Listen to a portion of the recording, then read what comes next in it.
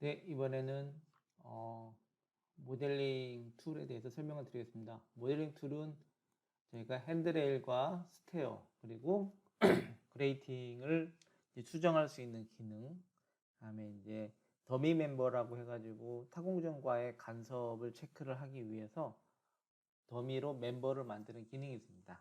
그 기능이 있고 그 이후에 파트 마크를 각 부재의 속성에 삽입하는 기능, 그리고 파이어프루핑의 아이디를 삽입하고 각 엘리베이션 뷰와 부재 간에 단차가 생기면은 그 단차에 대한 정보를 자동으로 계산을 해서 부재 ESDI 속성값에다가 입력을 하는 기능이 있습니다.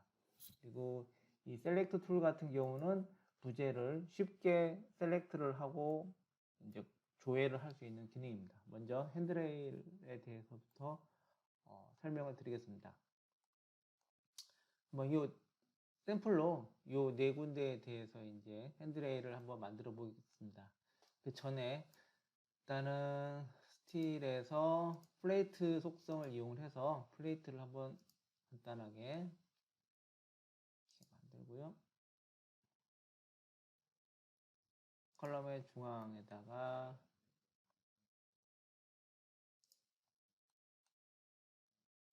이렇게 하나 만들겠습니다. 이렇게 만들었고 익스텐드 그레이팅이라는 기능을 이용합니다. 익스텐드 그레이팅을 실행을 한 후에 첫 번째 이제 그레이팅을 선택을 하고 거더를 선택하면은 거더의 끝 라인까지 그레이팅이 확장이 되게 됩니다. 먼저 무브를 누르면은 좌측 하단에 이렇게 가이드가 나오고요. 그레이팅을 선택을 한 후에 거더를 선택을 하면은 이렇게 그레이팅이 수평으로 이렇게 확장된 걸 확인할 수가 있습니다. 연속으로 이렇게 하게 되면은 다시 한번 해보겠습니다. 이렇게 하고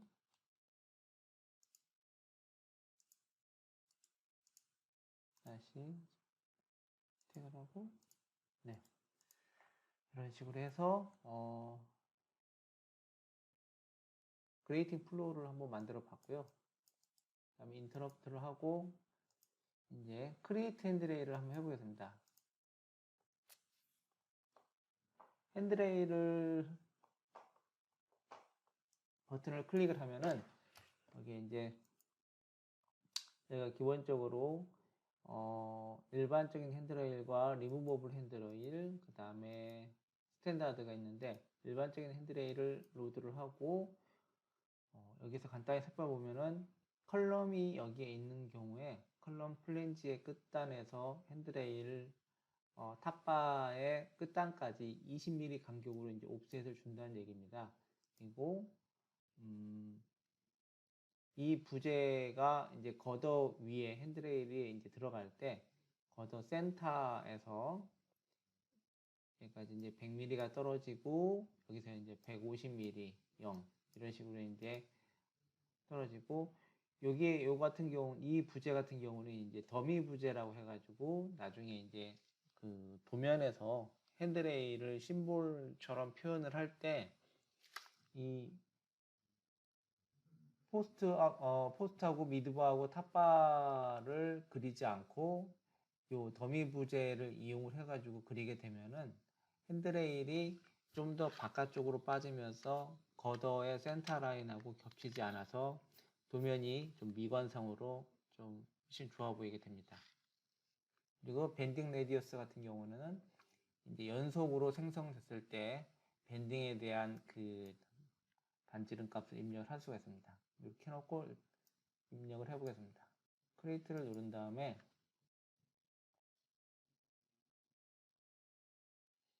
부재의 센터 라인을 해보겠습니다. 엔드 포인트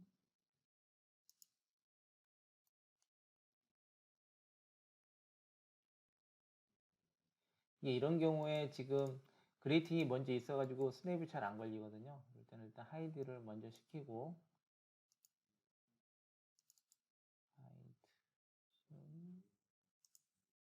하이드를 시키고 한번 해보겠습니다. 크리에이트를 찍고 그 다음에 찍고 바로 실시간으로 만들어지는 거를 찍고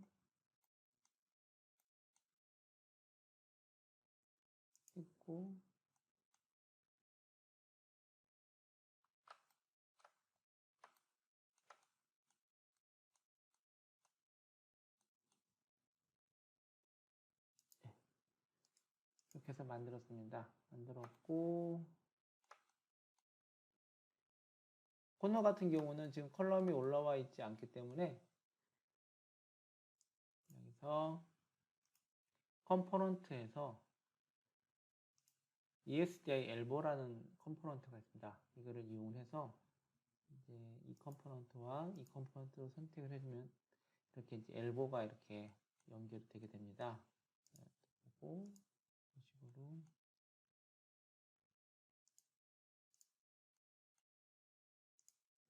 네, 이런 식으로 이제 만들어진 걸 확인할 수가 있고요. 방금 숨겨놨던 거는 리드러 뷰를 하게 되면은 다시 이제 그레이팅이 보이는 것을 확인할 수가 있습니다. 그 다음에는 스테어를 만들어 보겠습니다. 스테어 같은 경우는 아직 이제 가장 밑에 바닥 측에서 올라가는 부분은 지금 지원은 안 되어 있고요. 이제 곧 2021년 버전에서는 좀 더 파워풀한 기능으로 스테어 생성 부분이 좀 지원될 예정입니다. 일단 간단하게 설명을 한번 드리겠습니다. 첫 번째로 스테어를 생성을 할 때는 이렇게 단수와 여기 이제 갭과 이 간격을 입력을 하고요. 포인트를 P1, 2, 3, 4, 4포인트를 찍으면 됩니다. 그리고 각각에 대한 정보는 이 프로파일 입력창에다 입력을 하게 되고요. 스텝 같은 경우에 스텝이 그레이팅으로 할 건지 아니면 체커드 플레이트로 할 건지 사용자가 결정할 수 있습니다. 크리에이트로 선택을 하고 셀렉트를 하고 제가 그냥 심플하게 한번 만들어 보겠습니다. 2포인트 2포인트 네, 이렇게 만들었고 요거 같은 경우는 여기서 컨트롤 키를 눌러서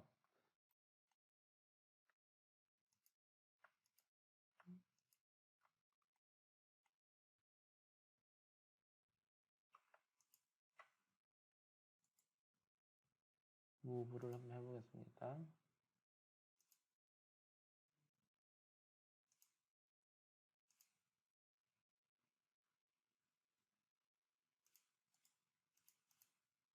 네. 이렇게 이런 식으로 이제 스테어를 생성을 할 수가 있고요. 그 다음에 더미 플레이트 같은 경우는 브레이싱에다가 사용자가 입력한 직사각형의 지원만큼 여기서 플레이트 판넬을 생성을 하게 됩니다. 그러면은 이 부분은 철골 구조물이 이제 있는 부분이니까 탈환 배관 쪽에서 터치를 할 수 없도록 이제 영역을 만드는 부분이고요. 이제 더미 플레이트, 수직 플레이트 같은 것도 마찬가지입니다. 더미 멤버 같은 경우도 이 부재에서 얼마만큼 이제 확대를 시켜가지고 이 부재는 현재 철골 부재 영역이니까 타공정에서 들어오면 안 돼. 그런 거를 이제 알려줄 수가 있습니다. 이거는 일부 회사만 사용하는 기능이기 때문에 설명을 드리지는 않겠습니다. 그 이후에 이제 가장 중요한 이제 사용자 어트리뷰트 파일을 자동으로 입력하는 부분입니다. Insert Part Mark라는 것을 선택을 하게 되면은 먼저 Get from Tekla 모델을 해보겠습니다. Get from Tekla 모델을 하면은 현재 이 모델 상에 있는 모든 부재의 머터리얼과 프로파일을 부재 타입별로 분류를 해가지고 리스팅을 하게 됩니다. 그래서 먼저 제가 등록해 놓은 튜토리얼을 한번 로드를 해보겠습니다. 로드를 하면은 이렇게 이제 유저가 H194, H200 이런 식으로 파트 마크를 입력을 해놓게 되면은 도면 생성했을 때 부재 센터의 그 마크 값을 이 값을 이용을 해서 표현을 하게 됩니다. 그러면은 요거를 인서트를 하겠습니다. 네, 인서트가 완료가 됐고요. 그럼 더블 클릭을 해서 한번 확인해 보겠습니다. 확인을 해보고 모어를 눌러서 네, 여기서 보면 파트 넘버가 뭐고요? 모어를 눌러가지고 ESDI를 누르게 되면은 그리고 잠시만요. H300 예. 피니시란에 H300이라는 방금 입력한 그 파트 마크가 입력이 된 걸 확인할 수가 있습니다. 그 다음에 Insert File Propping ID 같은 경우는 지금 이 부재 같은 경우는 현재 파이어 프로핑이 존재를 하지 않는데, 만약에 파이어 프로핑이 있는 경우에 이제 각 파이어 프로핑도 이제 머터리얼 이제 FP1 같은 경우는 이제 좀 중량이 가벼운 경량 파이어 프로핑을 얘기를 하고요. FP2 같은 경우는 중량이 좀 무거운 중량 파이어 프로핑을 얘기를 합니다. 또 슬라브가 이제 겉어 같은 경우에 탑플랜지가 이제 노출된 겉어인지 아니면은 탑플랜지가 노출되지 않고 모두 인클로징 된 부재인지에 따라서 이제 구분이 되고요. 쉐입 같은 경우도 박스 타입이냐 컨투어 타입이냐에 따라 가지고 사용자가 아이디를 이렇게 입력을 할 수가 있습니다. 그럼 그 아이디를 가지고 이제 파이어 프로핑이 있는 경우에 해당 부재에 파이어 프로핑 아이디를 이번에는 인서트 엘리베이션 갭에 대해서 설명을 드리겠습니다. 인서트 엘리베이션 갭 기능은 수평 부재 같은 경우에 이제 그리드 엘리베이션하고 이제 멤버의 엘리베이션이 차이가 나는 경우 그 해당 엘리베이션 차이만큼을 프로그램에서 자동 계산을 해가지고 부재의 속성창에다가 자동으로 입력을 해주는 기능입니다. 이 기능을 사용하기 전에는 먼저 각 플랜 뷰가 생성이 돼 있어야 됩니다. 지금 뷰 리스트를 보시면은 지금 생성된 뷰는 이 3D 뷰 이거 하나만 지금 생성이 돼 있고요. 뷰를 뉴 뷰를 해서 얼롱 그리드 라인을 실행을 합니다. 얼롱 그리드 라인 같은 경우에 생성된 그리드의 위치별로 이제 뷰를 생성을 하는 기능입니다. 방법은 렉탱귤러 그리드와 레디얼 그리드가 있는데, 렉탱귤러 그리드에서 XY 그러니까 평면 방향의 뷰, 그 다음에 ZY 방향의 인면 뷰, XZ 방향의 인면 뷰 세 개로 이제 구분이 되어 있고요. 여기서 먼저 생성을 할 XY 방향에 대해서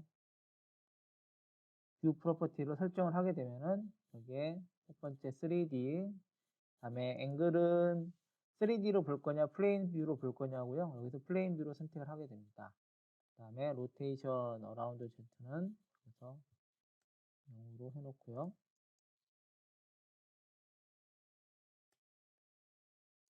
그 다음에 비저빌리티에서 뷰 뎁스가 있습니다. 뷰 뎁스 같은 경우는 이 해당 인면 뷰의 앞, 뒤로 어느 정도의 영역을 이 뷰에 포함을 할 건지 정하는 거고요.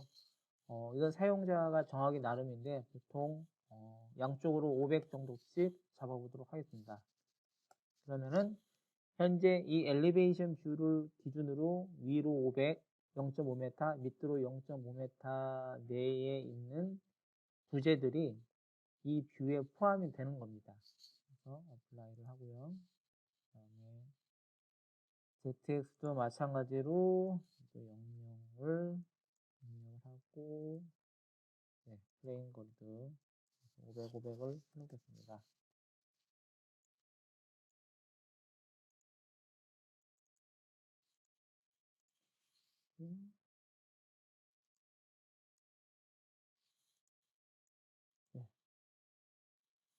상태에서 크리에이트를 하게 되면은 방금 기존에 있던 3D 뷰 이외에 각 그리드별로 이제 뷰가 생성이 되게 됩니다. 이 그리드를 하나씩 클릭을 해보겠습니다.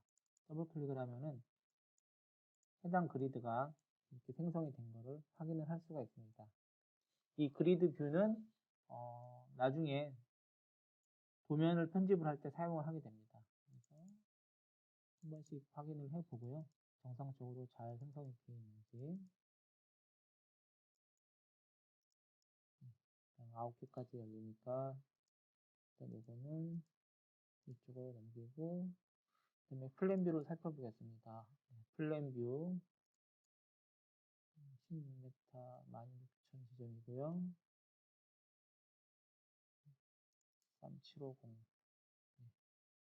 이렇게 표현이 되어 있습니다. 이 상태에서 인서트 엘리베이션 갭을 이제 입력을 하게 됩니다.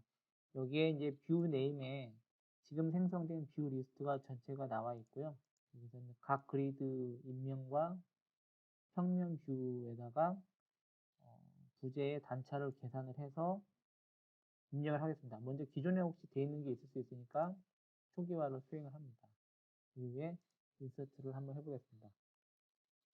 인서트를 하게 되면은 각 뷰별로 이제 오픈과 클로징을 반복을 해가면서 부재의 단차를 계산을 해서 입력을 하게 됩니다. 예, 다 끝났습니다.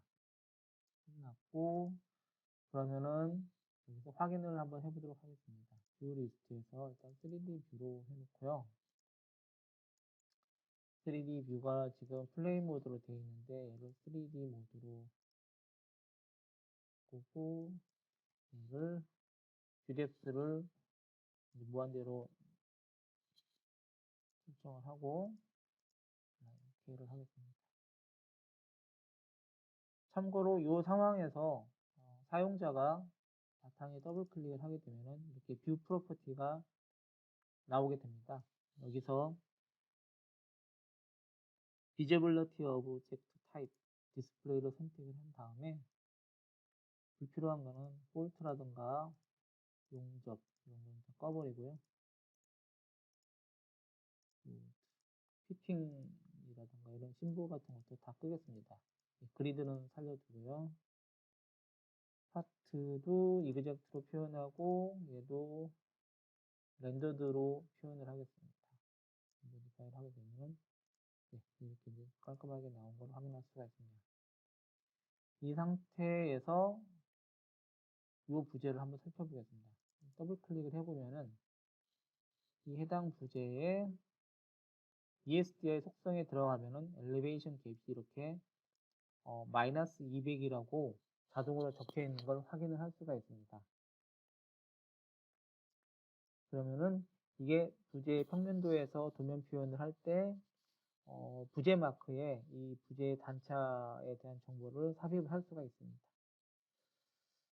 아마 요게 그래서 요거를 한번 이거가 네, 마이너스 150이고 이가 개설하면은 450 네, 아마 안 나오겠죠. 그러면은 아까 이 부재, 이 엘리베이션을 기준으로 위로 500, 밑으로 500으로 설정을 했기 때문에 이 부재는 이제 포함이 안 돼 있는 경우입니다. 그래서 사용자가 이런 각 뷰의 뎁스를 계산을 할 때는 이런 거를 고려를 해서 생성을 해줘야 됩니다.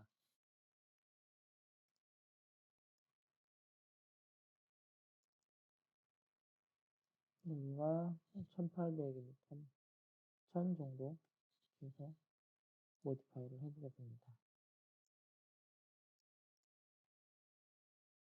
그럼 지금 요거를 3D로 이렇게 보게 되면은 1000에는 표현이 안 되고 좀 더 해야겠네요. 2000 그러면 이렇게 세 개가 다 이제 여기에 이 뷰에 이제 포함이 되어 있는 걸 확인할 수가 있고요. 이게 이제 컨트롤 P를 누르게 되면 이렇게 평면 뷰로 보이고 요게 이제 예를 들어서 Create General Arrangement Drawing을 통해 가지고 간단히 한번 만들어 보겠습니다. 오픈 드로잉 레이아웃에 뷰 스케일을 1대 100으로 한번 해보겠습니다.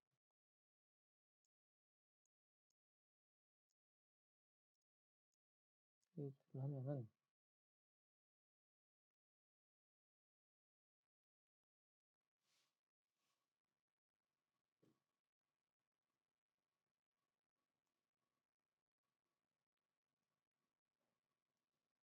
네, 부재가 많이 표현되고 여기에 이제 아까 지금 이 부재가 3개가 이렇게 표현되는 걸 볼 수가 있습니다. 아까 캔틸레버가 있던 게 가장 마지막으로 보이는 거, 그다음에 그 숨어 있는 거 2개가 이렇게 같이 이제 표현돼서 이제 나중에 도면 표현을 할 때 이 부재 3개에 대한 정보를 다 보여줄 수 있게 됩니다. 엘리베이션 갭은 여기까지 설명을 드리겠습니다.